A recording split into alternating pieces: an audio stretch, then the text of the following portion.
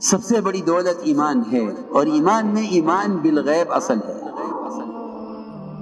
ایمان بالغیب اصل ہے، جس میں مشاہدات، تجربات، ظاہری تمام نظام کائنات اس کا انکار کیے بغیر خدا کی قسم ایمان کا ذرہ بھی دل میں نہیں آتا ہے۔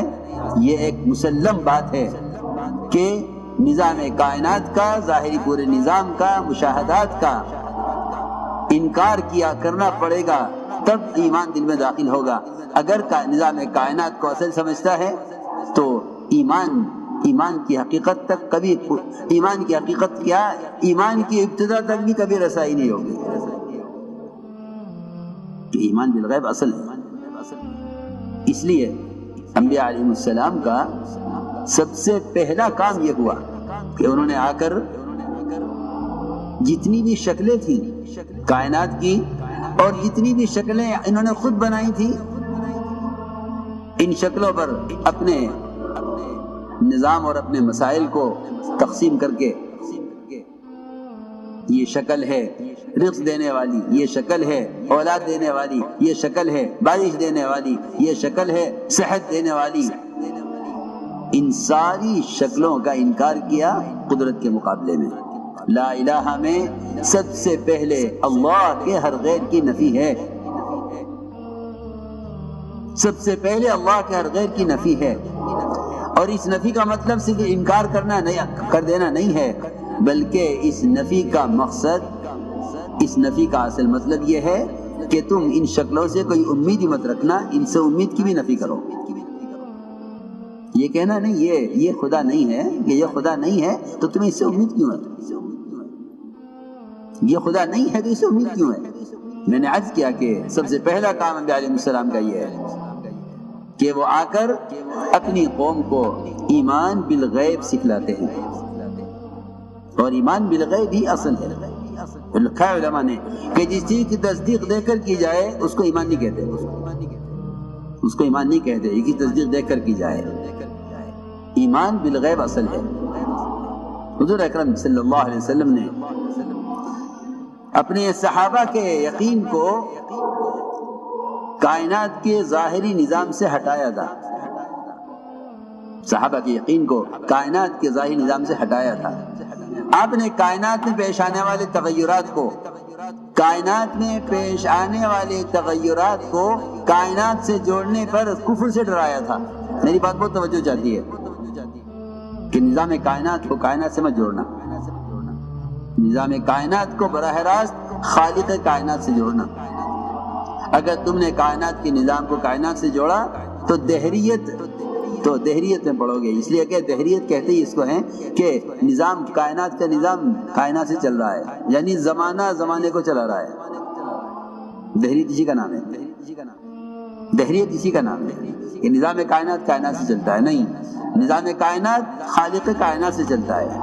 خدا کی قسم، جتنے منتظر اسرافیل سور پھونکنے میں اللہ کی طرف پیشانی لگائے ہوئے، نظر جمائے ہوئے اللہ کے امر کے منتظر ہیں، جتنا انتظار ان کا ہے اللہ کے امر میں سور پھونکنے سارے عالم کو تباہ کرنے کے لیے، خدا کی قسم اتنا ہی منتظر ایک درخت کا پتا سوکھ کر درخت سے گرنے میں اللہ کے امر کا منتظر ہے۔ جی ہاں، اس پر ایمان لانا ہوگا، تاکہ اس درمیان کی جتنی شکلیں ہیں، اسرافیل کے سور پھونکنے سے لے کر اس پتے کے گرنے تک، اور جبرائیل کے حجم اور ان کے قد و قامت اور ان کے پھیلاؤ سے لے کر، ان کے طول و عرض سے لے کر ایک چونٹی تک جتنی شکلیں ان کے درمیان میں ہیں، ان ساری شکلوں کا اسی طرح انکار کرنا پڑے گا کہ کرنے والی ذات صرف اللہ کی ہے۔ اللہ کو بولنا سب سے بڑی عبادت ہے، اللہ کو بولنا ذکر ہے۔ اس زمانے میں لوگ صرف تسبیح پڑھنے کو ذکر سمجھتے ہیں، میری بات توجہ چاہتی ہے بول، اس زمانے میں لوگ صرف تسبیح پڑھنے کو ذکر سمجھتے ہیں، نہیں، بلکہ نبی کو جو ذکر کا حکم ہے، نبی کو جو ذکر کا حکم ہے اس میں نبی کو اس کا حکم ہے کہ آپ کھڑے ہوئیے اور آپ اللہ کی بڑائی کو، اس کی کبریائی کو ان تمام شکلوں کے مقابلے میں بڑا بیان کیجئے۔ آپ سے اور انبیاء سابقین سے جو کفر کی لڑائی ہے وہ ذکر پر نہیں ہے۔ ٹھیک ہے، تسبیح آپ نے صبح پڑھ لی، ایک شام کو پڑھ لی، اس میں کوئی شک نہیں۔ اللہ کے ذکر کے انوارات، اس کے ذکر کے فضائل، اس کے ذکر کی برکات سب اپنی جگہ ہے، اس سے انکار نہیں ہے۔ لیکن یہ بات یاد رکھنا کہ اللہ کے غیر کا تأثر دلوں سے نکلے گا نہیں جب تک اللہ کی ذات سے ہونے میں اس کے غیر کا انکار نہ ہو۔ ایک لا الہ الا اللہ کا ذکر ہے، ایک لا الہ الا اللہ کے تذکرے ہیں۔ چنانچہ صحابہ نے عرض کیا کہ اونٹوں میں خارج پھیل گئی ہے۔ آپ نے سوال کھڑا کیا کہ اونٹوں میں خارج کیسے پھیلی ہے؟ صحابی نے جواب دیا کہ ایک اونٹ کو ہوئی تھی، سب کو ہو گئی۔ یہ جی ہاں کہ نہیں، یہ بات کلمے کے اور ایمان کے بالکل خلاف ہے۔ یہ اللہ کی قدرت کا انکار کر دینا ہے۔ جی ہاں، پکی بات ہے، یہ قدرت کا انکار کر دینا ہے کہ ایک کو ہوئی تھی بس سب کو ہو گئی۔ فرمایا آپ نے کہ اگر اس ایک سے سب کو خارش ہوئی ہے تو پہلے اونٹ کو خارش کہاں سے ہوئی؟ یہ بتلاؤ۔ نعوذ باللہ، نعوذ باللہ، یہ کہنا کہ پہلے اونٹ کو اللہ کے حکم سے ہوئی، باقی کو اونٹوں سے ہو گئی، یہ نظام قدرت کا نظام کہلانے کے قابل نہیں ہے کہ ایک اونٹ کو خارش ہو گئی تھی پھر سب کو ہو گئی۔ نعوذ باللہ، اللہ تو ایک کو چاہتے تھے مگر سب کو ہو گئی، نہیں، اس کی کوئی گنجائش نہیں ہے۔ اللہ کو اللہ ماننے کا تقاضا یہ ہے کہ کائنات میں کوئی ذرہ حرکت نہیں کرتا اس کے امر کے بغیر، تو جو امور پیش آتے ہیں ان امور کو اللہ کی طرف پھیرنا، ان امور کو اللہ کی طرف پھیرنا، یہ ہے اللہ پر ایمان لانا۔ یہ ہے اللہ پر ایمان لانا کہ تم کائنات کے تغیرات کو براہ راست خالق کائنات سے جوڑو، ورنہ صاف بات یہ ہے کہ جو کائنات کے تغیرات کو کائنات سے جوڑ دیں گے ان کے اللہ کے درمیان یہ شکلیں حائل ہو جائیں گی، رکاوٹ بن جائیں گی۔ یہ پکی بات ہے کہ جو کائنات کے تغیرات کو کائنات سے جوڑ دیں گے وہ اللہ تک نہیں پہنچ سکیں گے، وہ اللہ تک نہیں پہنچ سکیں گے۔ کیوں؟ اس لیے کہ وہ کہیں گے کہ نجومیوں کو بھی خبر ہے کیا ہوگا، اگر نجومی کا انکار نہیں کریں گے تو یہ نجومی ہوں گے، ستاروں کے پجاری ہوں گے، یہ ستاروں کے پجاری بنیں گے۔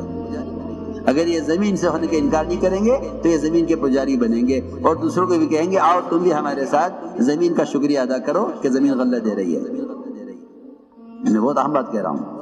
عقائد بگڑتے ہیں نظام کائنات کو کائنات سے جوڑنے کی وجہ سے، عقیدہ بگڑتا ہے نظام کائنات کو کائنات سے جوڑنے کی وجہ سے، عقیدہ درست ہوتا ہے نظام کائنات کا اللہ کے مقابلے میں انکار کرنے سے عقیدہ درست ہوتا ہے۔ عقیدے کی درستگی یہ ہے، اگر یہ نہیں سیکھو گے، یہ نہیں سکھلاؤ گے اور روزانہ بالالتزام بلا ناغہ اس کی دعوت نہیں دو گے تو یقین اور حالات، یقین کا بگاڑ اور حالات یہاں تک پہنچا دیں گے کہ تمہیں بھی بیٹھ کے سوچو گے کہ اگر ہم ان کے ساتھ زمین کی جے نہ کہیں تو کیا ہوگا؟ قانون تو یوں کہہ رہا ہے۔ پکی بات ہے، وہ تو اللہ کی طرف بلانے کی وجہ سے اللہ کے غیر کا تأثر دل سے نکلتا ہے۔ جب مومن اپنی زبان سے کہتا ہے کہ اللہ کرتے ہیں، جب مومن اپنی زبان سے کہتا ہے کہ اللہ کرتے ہیں، خدا کی قسم اس سے زیادہ باطل کے دل کے مرعوب ہونے کے لیے خدا کی قسم قرآن حدیث میں اس کے علاوہ اس سے بڑھ کر اور کوئی سبب ملے گا نہیں۔ میں جو کہہ رہا ہوں سمجھ کر کہہ رہا ہوں۔ جو مومن کہتا ہے کہ اللہ کریں گے، اس سے زیادہ باطل کے قلوب کو مرعوب کرنے والی اور کوئی چیز نہیں ہے۔ وَإِذَا ذُكِرَ اللَّهُ وَحْدَهُ اشْمَأَزَّتْ قُلُوبُ الَّذِينَ لَا يُؤْمِنُونَ بِالْآخِرَةِ وَإِذَا ذُكِرَ الَّذِينَ مِن دُونِهِ إِذَا هُمْ يَسْتَبْشِرُونَ۔ یہ تو خوش اس سے ہوں گے، یہ تو خوش اس بات سے ہوں گے کہ آپ کہیں کہ نہیں جی ایسا نہیں ہے، ہم اللہ بھی ہیں پھر آپ بھی ہیں، اللہ کے بعد آپ بھی ہیں، جی ہاں اللہ بھی ہیں آپ بھی ہیں، اللہ کے بعد آپ بھی ہیں، ہاں اس سے خوش ہو جائیں گے، اور آگے کہ نہیں اللہ ہی ہیں صرف، تو ان کے دل مرعوب ہوں گے، ان کے دل مرعوب ہوں گے اس سے، اور ان کا دل شکستہ ہو جائیں گے اس سے کہ مومن یہ کہے کہ اللہ سے ہوتا ہے۔ میں نے عرض کیا کہ سب سے بنیادی کام یہ تھا کہ نظام کائنات کے تغیرات کو کائنات سے مت جوڑو۔ اللہ تعالیٰ نظام کائنات کو بدلتے ہی اس لیے ہیں تاکہ دیکھیں کہ مسلمان اس بارے میں کیا کہتا ہے۔ حدیبیہ کے رات میں بارش ہوئی، حدیبیہ کی رات میں بارش ہوئی، اس بارش پر آپ نے فرمایا صحابہ سے کہ صبح کو تم میں سے بعض کافر ہوں گے بعض مومن۔ صحابہ گھبرا گئے، کیوں ہم کافر ہو جائیں گے اور کیوں ایمان کھو بیٹھیں گے؟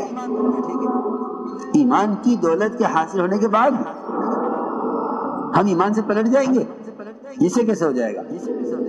میں کہ ہاں، جو یہ کہے گا کہ بارش اللہ کے حکم سے ہوئی ہے وہ اللہ پر ایمان لانے والا ہے اور ستاروں کا انکار کرنے والا ہے، جو یہ کہے گا نہیں بارش فلاں ستارے کی وجہ سے ہوئی ہے وہ اللہ کے انکار کرنے والا، ستاروں پر ایمان رکھنے والا ہے۔ تو میں نے عرض کیا کہ ادھر نجومی ستاروں کے پجاری، ادھر زمینوں کے پجاری، یہ کہیں گے مسلمانوں سے کہ آؤ دیکھو یہ نظام، عجیب بات ہے۔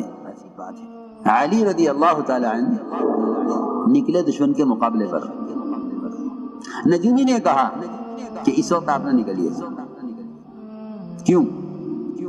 میں آپ کو نکلنے کا وقت دن بتلاؤں گا، میرے حساب سے میں جو ستاروں کو دیکھ رہا ہوں میرے حساب سے آپ کو اس وقت نکلنا آپ کے لیے شکست کا، نقصان کا، آپ کا آپ کے ساتھیوں کے زخم آنے کا وقت ہے، یہ جو ٹائم میں بتاؤں گا اس میں نکلنا تو آپ کو کامیابی ہوگی۔